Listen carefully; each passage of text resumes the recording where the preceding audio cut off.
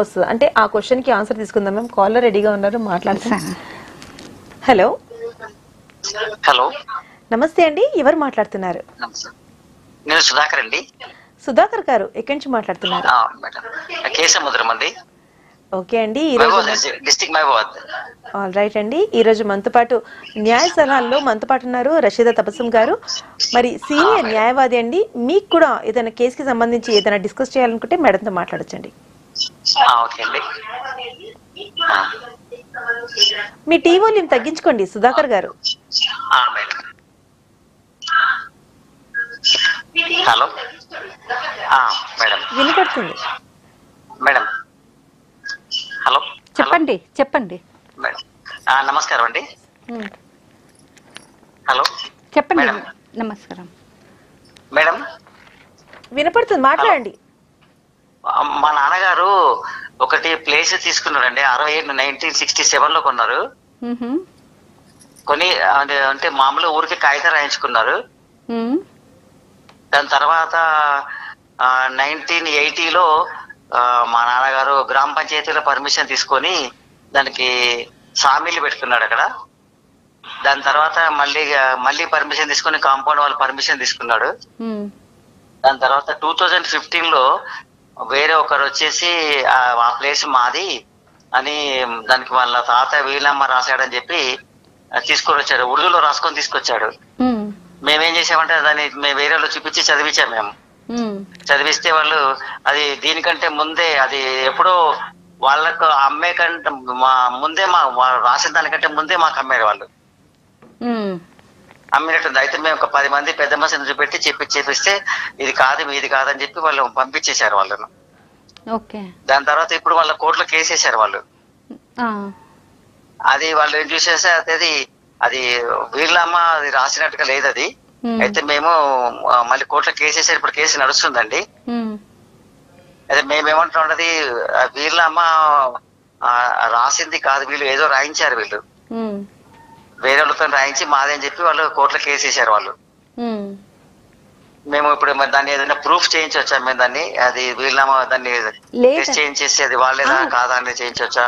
మీరు తప్పకుండా advocate engage చేసుకొని కోర్టులో వెళ్ళి వాదించాలి. మీరు ప్రైవేట్ గా వెళ్తే కొంచెం అది వెయిట్ ఉండదు. అడ్వకేట్ ఎంగేజ్ చేసుకుంటే ఆయనకి లీగల్ అడ్వకేట్ కూడా పెట్టాము. సరే, కోర్టులో నడుస్తుందండి కేసు. అది నడుస్తుందండి, ఇంకా పూర్తి కాలేదు, జడ్జిమెంట్ రాలేదు ఇంకా. నడుస్తుంది, అది కోర్టులో నడుస్తుందండి. అది అక్కడ అయితే ఇప్పుడు మేము ఆయన వాళ్ళు మాకు అమ్మిన తర్వాత వాళ్ళ ఇంటి ముందు నుంచి ఎన్నో సార్లు మేము ఎప్పటికి వెళ్తున్నాం పోతున్నాము. ఊరు మొత్తం తెలుసు అండి, అదంతా మాకు అమ్మిన విషయం అందరికి తెలుసు అది. అయితే ఆయన కూడా తెలుసు, ఆయన కూడా వాళ్ళ తాత కూడా ఉన్నాడు. మేము నడిపించినప్పుడు మిల్లు నడిపించినప్పుడు వాళ్ళ తాత కూడా ఉన్నాడు ఇక్కడ. అవన్నీ చేసిన తర్వాత ఇప్పుడు వచ్చి అది మాది అని చెప్పి వాళ్ళు వచ్చి కేసు వేసారండి వాళ్ళు. అదే కేసు అంటే డాక్యుమెంట్ ఎవరి ఫేవర్ లో ఉంటారు వాళ్ళ ఫేవర్ లో కేసు వస్తుందండి. ఎవిడెన్స్ పట్టి అంటే మీ బయాన్ పట్టి మళ్ళా అది డాక్యుమెంట్స్ పట్టి జడ్జి గారు చూసి న్యాయం చేస్తారు. మాకు ఉన్నట్టు అమ్మా, గ్రామ పంచాయతీ మాకు పర్మిషన్ ఇచ్చింది. అది ఒక్క విషయం మీద డిసైడ్ చేయలేను. అది పర్మిషన్ మీద కేసు డిసైడ్ అవ్వద్దు. ఇంకా వేరే అన్ని డాక్యుమెంట్స్ చూసి అప్పుడు బయాన్ మీరు అందరు చెప్తారులే, ఎవిడెన్స్ చెప్తారు కోర్టులో, మీ బయాన్ అవుతుంది. అది అంతా కలిపి చూసి అప్పుడు న్యాయం జరుగుతుంది. మేడం, ఇంకొకటి 12 years మా అధీనంలో ఉంటే అది మాదే అని ఉంటది కదండి. ఎవరి అధీనంలో ఉంటే వాళ్ళది ఉంటది కదా?